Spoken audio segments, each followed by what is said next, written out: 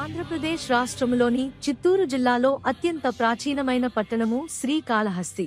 స్వర్ణముఖి నదికి తూర్పు ఒడ్డున వెలసిన ఈ ప్రదేశం ఆధ్యాత్మికతకు ప్రతీకగా నిలుస్తోంది. శ్రీకాళహస్తి దేవాలయం కేవలం ఒక ఆలయం మాత్రమే కాదు, పంచభూతలింగాలలో 4వదైన వాయులింగాన్ని కలిగిన శైవ పుణ్యక్షేత్రం కూడా. ఈ ఆలయానికి దక్షిణ కాశీ అనే పేరు కూడా ఉంది. చరిత్ర ప్రకారం ఈ ఆలయం 12వ శతాబ్దంలో రాజేంద్ర చోళుడు నిర్మించినది. అయితే స్థల పురాణం ప్రకారం పరమేశ్వరుడు ఇక్కడ స్వయంభూగా అవతరించినట్లు చెబుతుంది. గాలికి ఎప్పుడూ రెపరెపలాడే దీపం మరియు ఎల్లప్పుడూ నిశ్చలముగా ఉండే దీపం ఈ ఆలయ విశిష్టతకు ఉదాహరణలు. ఇక్కడి గాలిగోపురం శ్రీకృష్ణదేవరాయల కాలంలో నిర్మించబడింది. ఇది ప్రాచీన భారతీయ వాస్తుకళకు ప్రతీక. అంతేకాక 1000 కాళ్ల మంటపం ఇక్కడి ప్రధాన ఆకర్షణగా నిలుస్తుంది. పుణ్యక్షేత్రం చరిత్ర, వాస్తుకళ, ఆధ్యాత్మికతతో మిళితమైన శ్రీకాళహస్తి విశ్వాన్ని ఆకట్టుకుంటుంది. సువర్ణముఖి నది తీరమున వెలిసిన శ్రీకాళహస్తీశ్వరుడు స్వయంభువలింగము. ఈ శివలింగం మునకెదురుగా ఉన్న దీపము లింగము నుండి వచ్చు గాలికి రెపరెపలాడును. పంచభూతలింగములలో ఒకటిగా వాయులింగం అని ప్రసిద్ధి చెందుటకు ఇది నిదర్శనం. ఇక్కడ అమ్మవారు జ్ఞానప్రసూనాంబాదేవి. ఈ క్షేత్రములోని శివలింగము ఇక్కడ వర్తులాకారము వలె గాక చతురస్రముగా ఉంటుంది. స్థల పురాణాల ప్రకారం ఈ ప్రదేశము బ్రహ్మకు జ్ఞానమును ప్రసాదించిన ప్రదేశం. వశిష్ఠుడు సాలెపురుగు, పాము, ఏనుగు, తిన్నడు, కన్నప్ప, వేశ్య కన్యలు, యాదవరాజు, శ్రీకాళహస్తీశ్వర మహాత్మ్యం రాసిన దూర్జటి వంటివారి కథలు ఈ క్షేత్ర మహాత్మ్యంతో పెనవేసుకుని ఉన్నాయి. ఈ పవిత్ర స్థలంలో పరమేశ్వరుని అత్యంత భక్తితో శ్రీ, సాలెపురుగు, కాళ, పాము, హస్తి, ఏనుగు ఈ 3 ప్రాణులు పూజించి ముక్తి పొందినవి. అందువలననే ఈ స్థలమునకు శ్రీకాళహస్తి అనే పేరు సార్థకమైనది. కన్నప్ప అనే వేటగాడు నిత్యం స్వామిని కలుస్తుండేవాడు. అతని భక్తిని పరీక్షించడానికి స్వామి ఒకరోజు తన కంటి నుండి రక్తం కార్చాడట. వెంటనే కన్నప్ప తన కన్ను పీకి స్వామి కంటికి అమర్చాడట. అప్పుడు స్వామి 2వ కంటి నుండి కూడా రక్తం కారటం మొదలైంది. భక్తుడైన కన్నప్ప సందేహించకుండా తన 2వ కన్ను కూడా పీకి స్వామికి అమర్చాడు. స్వామి ప్రత్యక్షమై భక్తుడైన కన్నప్పని కరుణించి ముక్తి ప్రసాదించాడు. ఈ దేవాలయము చాలా పెద్దది. పై కప్పుపై రంగులతో చిత్రించిన అనేక చిత్రాలు ఉన్నాయి. మణికుండేశ్వరాఖ్య అనే మందిరము ఉన్నది. కాశీక్షేత్రములో వలె ఇక్కడ చనిపోయే వారికి పరమశివుడు ఓంకార మంత్రమును, తారక మంత్రమును ఉపదేశించి మోక్షము ఇచ్చునని భక్తుల నమ్మకము. దేవాలయ ప్రాంతములోనే పాతాళ విఘ్నేశ్వరాలయము కలదు. దేవాలయమునకు సమీపంలో గల కొండపై భక్త కన్నప్ప ఆలయము ఉన్నది. శ్రీకాళహస్తీశ్వరాలయము రాజగోపురము యొక్క సింహద్వారము దక్షిణాభిముఖము. స్వామివారు ఉత్తరాభిముఖులై ఉంటారు. ఈ క్షేత్రమునకు గల ఇతర పేర్లు దక్షిణ కైలాసము, సత్యమహాభాస్కర క్షేత్రము, సద్యోముక్తి క్షేత్రము, శివానందైక నిలయము మొదలగునవిగా ఉన్నాయి. మహాశివరాత్రి నాడు ఇక్కడ బ్రహ్మాండమైన ఉత్సవం ఘనంగా జరుగుతుంది. దూర్జటి కవి స్వామి పేరు మీదుగా శ్రీకాళహస్తీశ్వర శతకం ఇక్కడే వ్రాశాడు. ఆలయ చరిత్ర మనం చూసినట్లయితే క్రీస్తు పూర్వం 3వ శతాబ్దంలో తమిళ సన్నం వంశానికి చెందిన నక్కీరన్ అనే తమిళ కవి రచనల్లో శ్రీకాళహస్తి క్షేత్రమును గురించి దక్షిణ కాశీగా చారిత్రక ప్రస్తావన ఉంది. 1వ కులోత్తుంగ చోళుడు ప్రవేశద్వారం వద్దగల దక్షిణ గాలిగోపురాన్ని నిర్మించాడు. 3వ కులోత్తుంగ చోళుడు ఇతర ఆలయాన్ని నిర్మించాడు. క్రీస్తు శకం 12వ శతాబ్దానికి చెందిన వీరనరసింహ యాదవరాయ అనే రాజు ప్రస్తుతం ఉన్న ప్రాకారాలను మరియు 4 ద్వారాలను కలిపే గోపురాలను నిర్మించాడు. క్రీస్తు శకం 1516 విజయనగర సామ్రాజ్యాధీశుడైన శ్రీకృష్ణదేవరాయలు రాతిపై చెక్కించిన శాసనాల ఆధారంగా ఆయన 100 స్తంభాలు కలిగిన మంటపం మరియు అన్నింటికన్నా తూర్పు పడమర దిక్కుల వైపుకు ఉన్న ఎత్తైన గాలిగోపురం నిర్మించినట్లు తెలుస్తోంది. ఈ గోపురాన్ని 1516వ సంవత్సరంలో గజపతులపై విజయానికి సూచనగా నిర్మించినట్లు తెలుస్తుంది. అచ్యుతరాయలు తన పట్టాభిషేక మహోత్సవాన్ని ముందు ఇచ్చట జరుపుకుని తరువాత తన రాజధానిలో జరుపుకున్నాడు. ఆలయం లోపల అమ్మవారి సన్నిధికి సమీపంలో ఒక ప్రదేశం నుంచి భక్తులు కొన్ని ప్రధాన గోపురాలను సందర్శించవచ్చు. ఇలాంటి సదుపాయం భారతదేశంలో కేవలం కొన్ని ఆలయాలకు మాత్రమే ఉంది. రాహు కేతు సర్పదోష నివారణ పూజలు ఈ ఆలయంలో విశేషంగా జరుగుతాయి. దేశం నలుమూలల నుంచి వచ్చిన భక్తులు ఇక్కడ తమ దోష నివృత్తి కోసం రాహు, కేతు పూజలు చేయిస్తారు. ఇంకా రుద్రాభిషేకం, పాలాభిషేకం, పచ్చకర్పూరాభిషేకం మొదలైన పూజలు కూడా జరుగుతాయి. శ్రీకాళహస్తీశ్వర ఆలయం నిర్మాణంలో ఒక ప్రత్యేకత ఉంది. 4 దిక్కులా స్వామివార్లు కొలువై ఉన్నారు.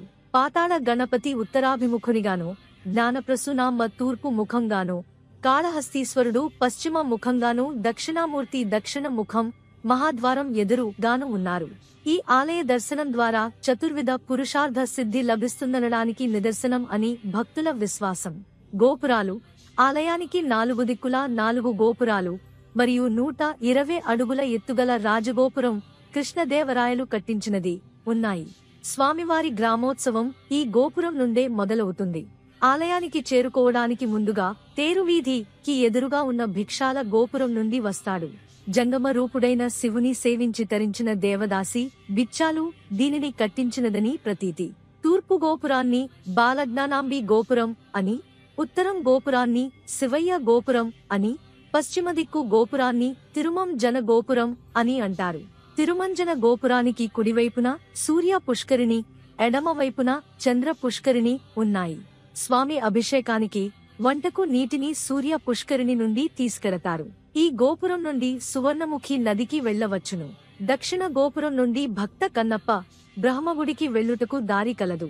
ఇతర శివలింగాలు, పరివార దేవతలు. ఇక్కడ అనేక శివలింగాలు ఉన్నాయి. అవి మహర్షులు లేదా దేవతలచే ప్రతిష్ఠింపబడినవిగా భావిస్తారు.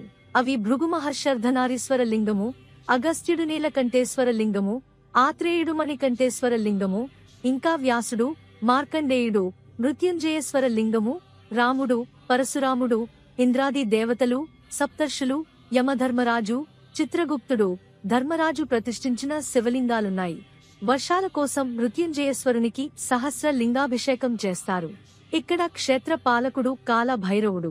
వివిధ గణపతి మూర్తులు, సుబ్రహ్మణ్య స్వామి, సూర్య, శని గ్రహమూర్తులు ఉన్నారు. వెంకటేశ్వర స్వామి, వరదరాజస్వామి, వీరరాఘవస్వామి మూర్తులు ఉన్నారు. శంకరాచార్యుల స్ఫటిక లింగము, 64 నాయనార్ల లోహ విగ్రహాలు కూడా ఉన్నాయి. రాహుకేతు క్షేత్రము. ఇది రాహుకేతు క్షేత్రమని ప్రసిద్ధి పొందింది. పుత్ర శోకానికి గురైన వశిష్ఠ మహర్షికి పరమేశ్వరుడు పంచముఖ నాగలింగేశ్వరునిగా దర్శనమిచ్చాడట. ఈ నాగరూపమునే బ్రహ్మదేవుడు కూడా అర్చించాడట. ఈ నాగ రూపం కారణంగా ఈ క్షేత్రానికి రాహుకేతు క్షేత్రము అని పేరు వచ్చింది. సర్పదోషము, రాహుకేతు గ్రహ దోషాల నుండి నివారణ కోసం ఈ స్వామిని పూజిస్తారు.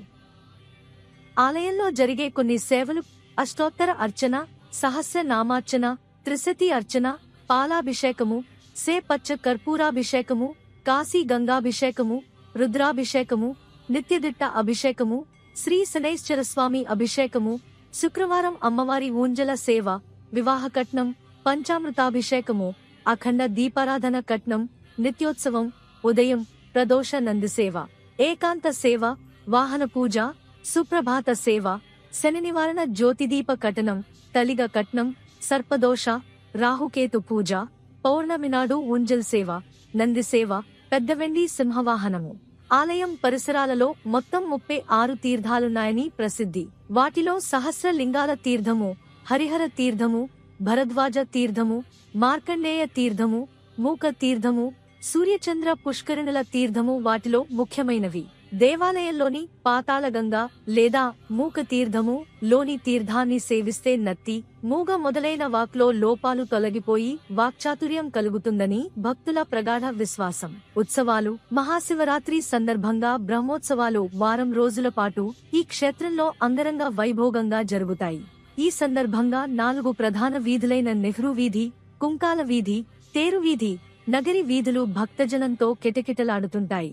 చుట్టుప్రక్కల గ్రామాల నుంచే కాక పొరుగు రాష్ట్రాలైన తమిళనాడు, కర్ణాటకల నుంచి కూడా విశేష సంఖ్యలో భక్తులు ఈ ఉత్సవాలకు భక్తి శ్రద్ధలతో హాజరవుతారు. నారద పుష్కరిణిలో జరిగే తెప్పోత్సవం ఈ ఉత్సవాల్లో ప్రధాన వేడుక. ఈ ఉత్సవం కన్నుల పండువగా జరుగుతుంది. అందంగా అలంకరించిన తెప్పలపై స్వామివారిని మరియు అమ్మవారిని కోనేటిలో విహారం చేయిస్తారు. అలాగే సప్తఋషులలో ఒకడైన అగస్త్యుడు ఈశుని ఆజ్ఞ మేరకు ఈ దక్షిణ కైలాసములో శ్రీకాళహస్తీశ్వరుని చెంతకు వచ్చి ఇచ్చటి ప్రాంతమున నీళ్లు లేవని మొర ఇడగా అంత ఈశ్వరుని ఆజ్ఞతో బ్రహ్మ ఆకాశగంగను భూలోకమునకు తెప్పించెను. అదియే సువర్ణముఖి. ఇచ్చటనే మనకు వినాయకుని మాహాత్మ్యమును చూపెడి ఒక గాథ కలదు. అదియే పాతాళ వినాయకుని మాహాత్మ్యము. ఆ కథ ఇది. దక్షిణ కైలాసమునకు వచ్చిన అగస్త్యుడు వినాయకుని దర్శింపకపోవడం వల్ల ఒకసారి సువర్ణముఖి నది ఎండిపోయినది. అప్పుడు తన తప్పును గుర్తించిన అగస్త్యుడు వినాయకుని పూజించి అతని అనుగ్రహమునకు పాత్రుడైనట్లు స్థలపురాణము చెప్పుచున్నది. వినాయకుడు లోతైన సువర్ణముఖి మట్టంలోనాడు పాతాళమునకు పోయినట్లు అగుపించుట వలన నాటి నుండి దీనికి పాతాళ వినాయకుడు అని పేరు వచ్చింది. ఈ క్షేత్రము శ్రీకాళహస్తి గుడి ఆవరణములో ఉత్తర గోపురము గుండా ముందుకు వెళ్తే ఎడమ వైపున ఈ పాతాళ వినాయకుని సన్నిధి కనబడుతుంది. 20 మెట్లు క్రిందికి దిగి ఈ స్వామిని దర్శించాలి. అంటే సువర్ణముఖి మట్టం కూడా అంతలోతుగా అయినదని అర్థం. పేరుకు తగ్గట్టుగా భూమికి 35 అడుగుల లోతున స్వామి ఉన్నాడు. ఇలాంటి విశేషమైన స్థల పురాణం కలిగి భక్తులకు అపారమైన ఆధ్యాత్మిక అనుభూతిని అందించే ఈ పాతాళ వినాయకుని దర్శనం ఒక్కసారైనా తప్పకుండా చేయాలి. శ్రీకాళహస్తీశ్వర క్షేత్రం ఆధ్యాత్మిక చరిత్రకు, భక్తి పరిమళాలకు నిలయంగా నిలుస్తూ భక్తుల మనస్సులను శివనామస్మరణతో పులకించిస్తుంది.